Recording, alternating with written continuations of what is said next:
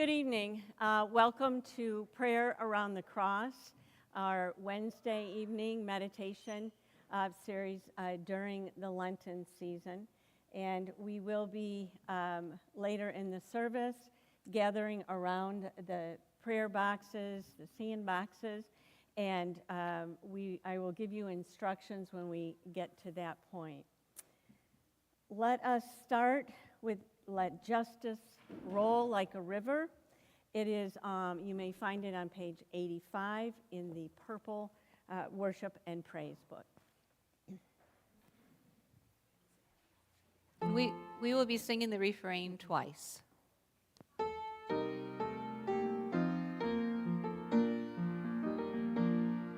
Let justice flow like a river and wash all my passions away. Come, O God, and take us, move and shake us. Come now and make us anew, that we might live justly like you. Let justice roll like a river and wash all oppression away. Come, O God, and take us, move and shake us. Come now and make us anew, that we might live justly like you.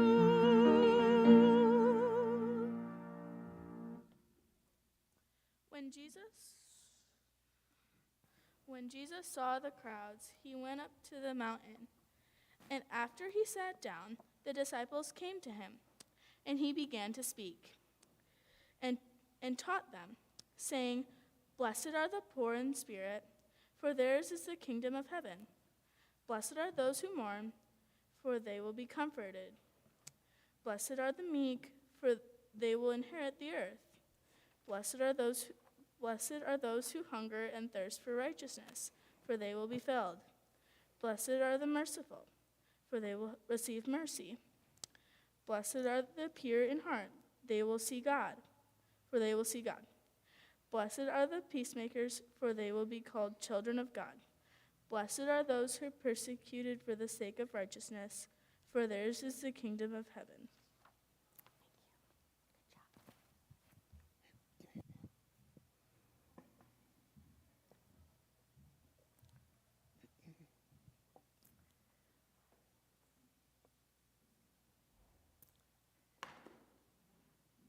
During our Lenten services this year, we've been focusing on the Beatitudes out of the Gospel of Matthew. And this evening, our focus will be on this Beatitude. Blessed are those who hunger and thirst for righteousness, for they will be filled. But before I begin this evening, and I share a little bit of my story as it relates to this Beatitude, I'd like to preface the whole idea behind the Beatitudes. The idea that the Beatitudes create what they declare. The Beatitudes create what they declare. In other words, from the Beatitude this evening, what brings about the declaration of blessing and fulfillment in terms of righteousness is created by the insatiable thirst and hunger for righteousness. And when we speak of righteousness, I think it's important to understand what Jesus meant by it. That is to acquit, to vindicate, and to restore right relationship. To accept the responsibility, to hunger and to thirst for it. To hunger and thirst when injustices disrupt relationships between people, between neighbors, between people and God. So what does it mean to be blessed by this type of hunger and thirst. Hunger and thirst, two of the most basic human needs. And I'm not talking about thirsting for a casual drink of water or an occasional snack, but a deep, deep thirst where we embody the spirit of justice in God's kingdom, here in God's kingdom, now in God's kingdom, in this life, in this world, in this community. And if we are to believe in this type of blessedness, in this type of hunger, thirst, and fulfillment, it must involve the element of experience. You see, blessed in this way is not just a feeling, it's a doing. I have a quote this evening. I'm not exactly sure where it came from. I've had it for quite a while, so you can Google it if you need be. And it goes like this. As we shift what we do, it begins to change who we are. And as we change who we are, it begins to shift what we do. And this is where my story begins this evening, with a shift in what I had been doing and with an impact on how I now see this beatitude as the living word. How I now see a family who is blessed by their hunger and their thirst for justice.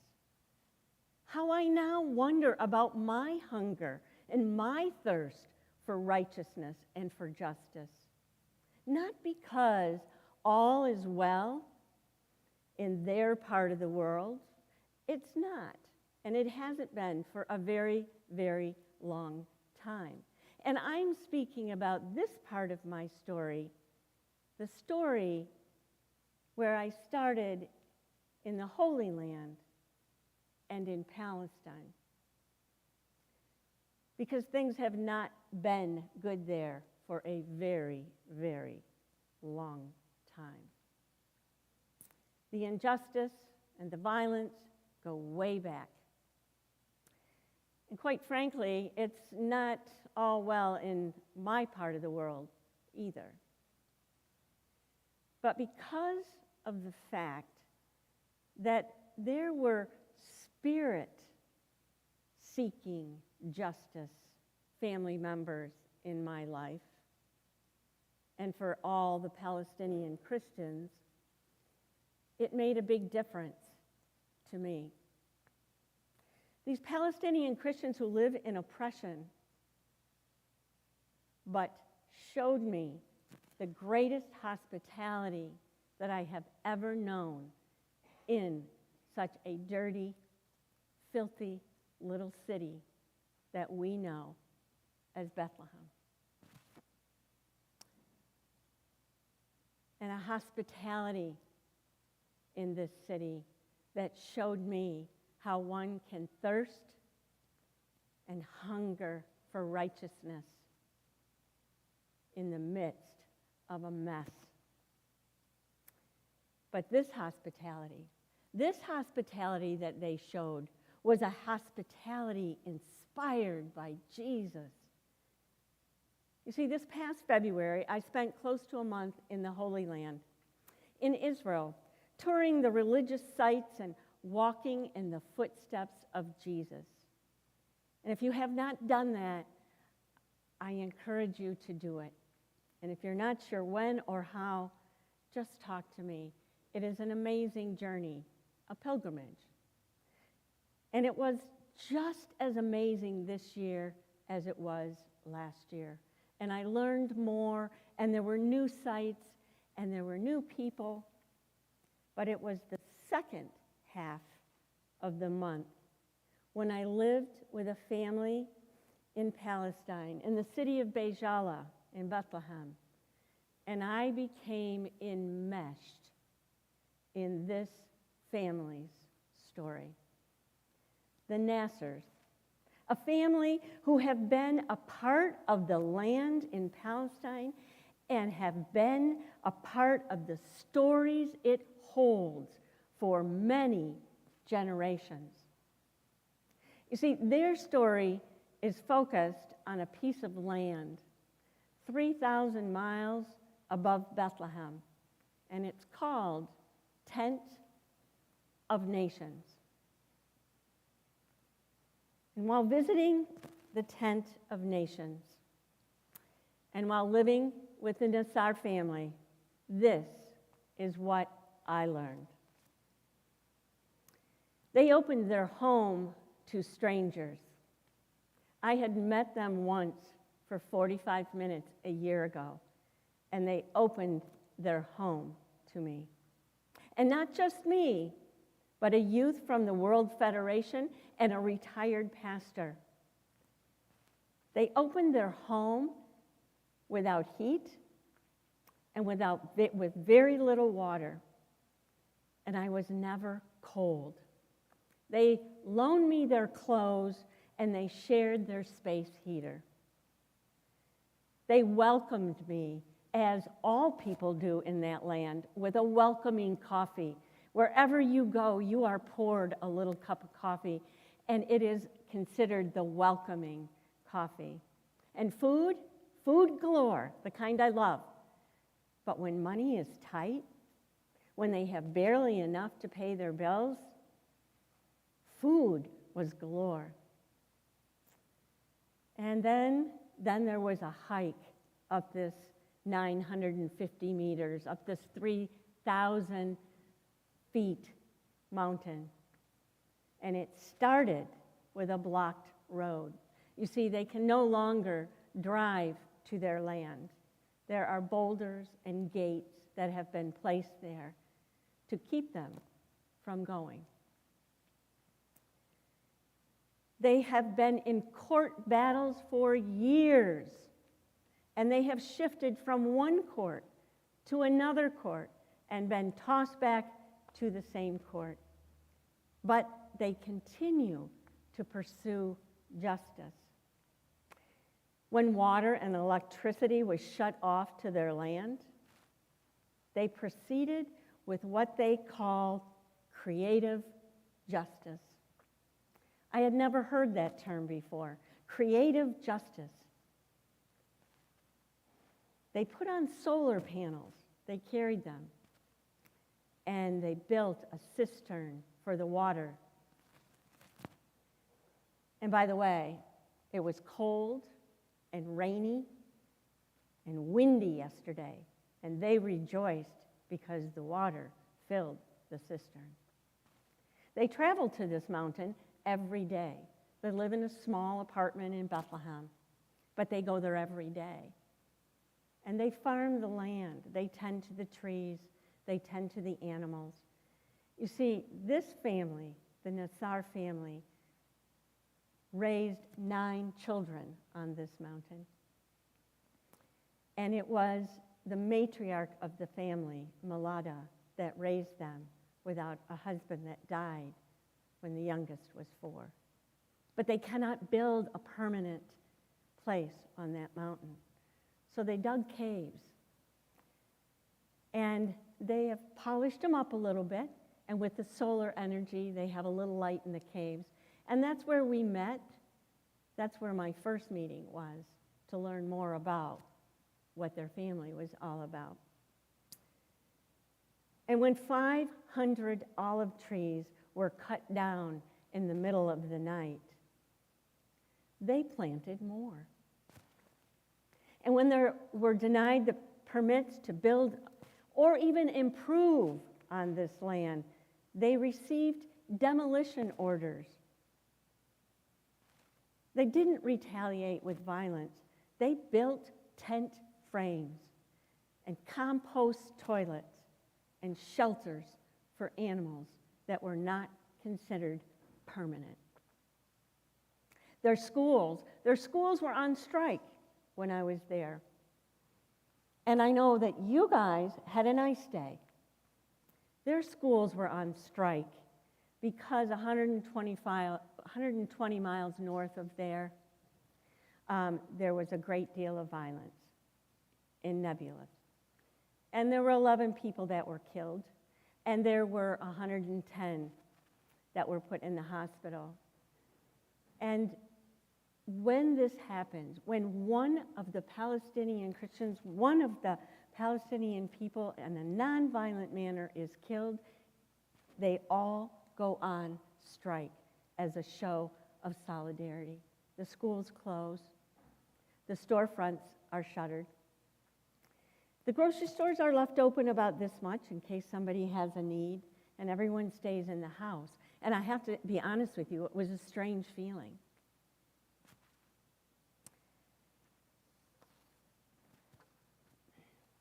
The school that I worked at, Dar al-Kalama, that you raised money for, 80% of the students are Muslim and 20% are Christian. They go to school on Monday, Tuesday, Wednesday, and Thursday. They have Friday off because that is the high holy day. They go back to school on Saturday, and they are off on Sunday because that's our Christian high holy day. They have learned to coexist with people who are different. They have learned justice without violence. And some of these Palestinians believe that some of the objectives to combat the occupation and oppression should be through violence. And we hear that, and we see that on our screens. And we're not sure how to make sense of that. Some argue that they should wait patiently until the international community can bring about a peace that the Palestinians and the Israelis have not been able to reach. And some have no confidence in either violent resistance or the international community. And they are highly educated. They finish their college degrees and they leave.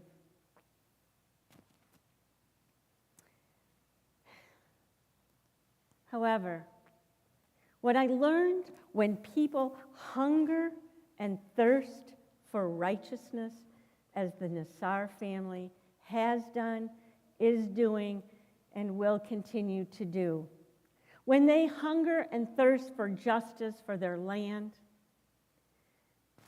you see, their homes have very little water. In 2 weeks, I took 2 showers. It takes 45 minutes to heat the water. You can go on one side of the wall and you can see an amazing underground irrigation system. And you can go to the other side and you can see that you cannot use the toilets the way we use them. It broke my heart, but what I found in this family was joy and an incredible hospitality to reach out to the stranger and kindness to those that are different.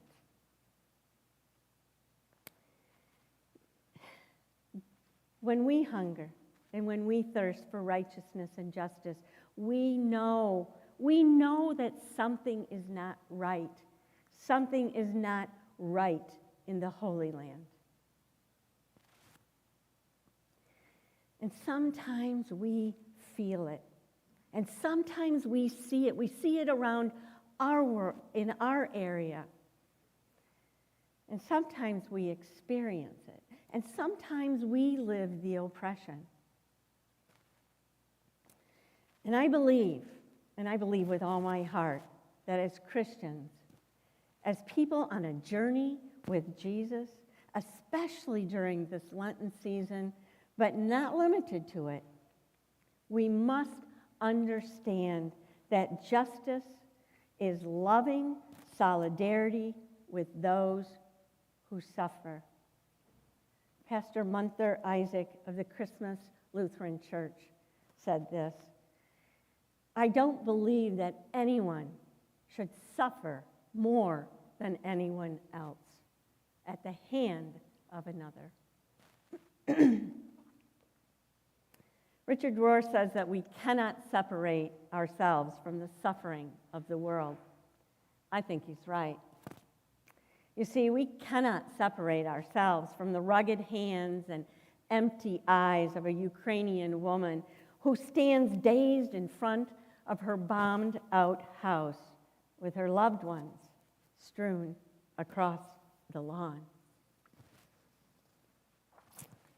We cannot separate ourselves from those living in oppression, where schools are on strike, shops are shuttered, and because children have died at the hands of militants, water has to be boiled, ID cards must say the right nationality if they are to pass through the checkpoints, and color-coded license plates, armed guards that monitor foot traffic for the men who are waiting to go between one side of the fence, one side of the wall to the other. They stand hours to go and to come each day. And oftentimes, they are imprisoned for no reason at all. You see, we cannot separate ourselves from the hunger and the thirst for righteousness and justice, whatever that looks like for any of us.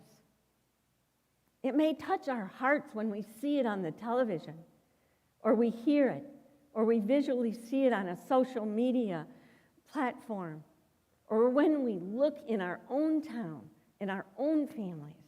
We cannot separate ourselves from it. So, blessed are those who hunger and thirst for righteousness, for they will be filled. And I saw the fulfillment on the 90-year-old matriarch's face, Malata. And I saw the fulfillment and blessedness in all her children and her grandchildren. In Lubna, in Natalie, in Lael, in Bashara and Basil, and in the adults who live into the narrative of suffering. And yet, hospitality is the place they call home. So, as we shift what we do, it begins to change who we are. And we change who we are, and as we change who we are, it begins to shift what we do. On top of that mountain, there is a rock, and on that rock is written, "We refuse to be enemies." Blessed are those who hunger and thirst for justice, for they will be filled.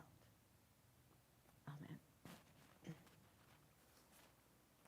In just a couple minutes, we are going to begin lighting some candles. And as you come forward and as you feel a thirst and a hunger for righteousness, for looking at the world where it is not right, and where we as Christians can make that difference. And we can be the peacemakers and step in. So as you come forward and light a candle, what do you hunger and thirst for in this kingdom that we see and that we live in and that we love?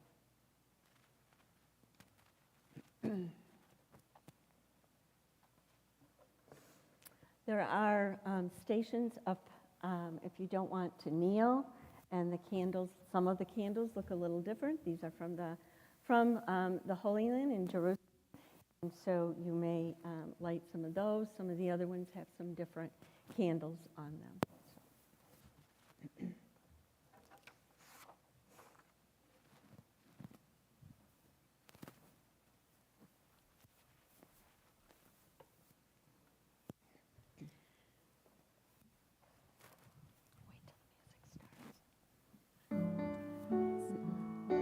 752. Lord, listen to your children praying. It's in the Red Book. Lord, listen to your children praying. Lord, send your Spirit in this place. Lord, listen to your children praying.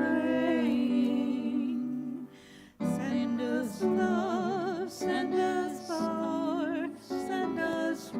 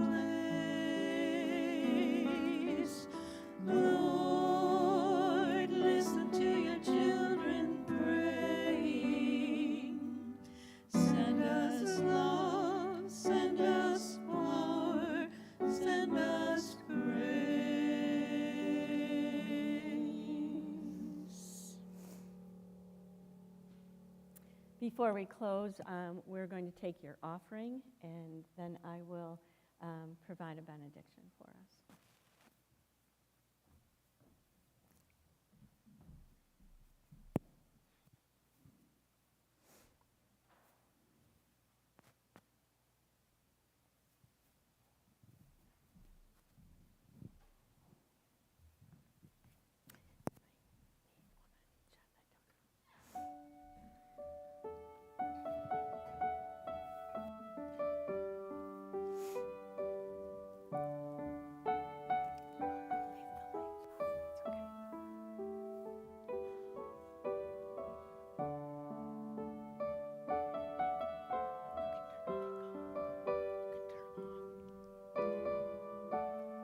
Thank you. Thank you, Carlos.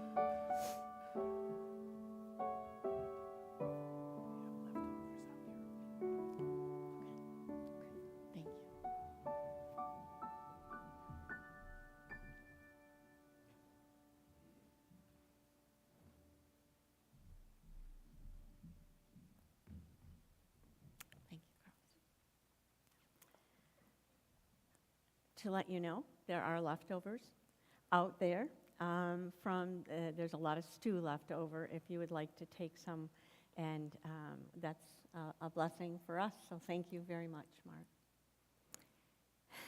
And now may the Lord bless us with a hunger and a thirst for righteousness, and may the Lord bless us with hands to do the work, hearts to feel, eyes to see, and may we be grateful for all of it. Amen. Go in peace and serve the Lord.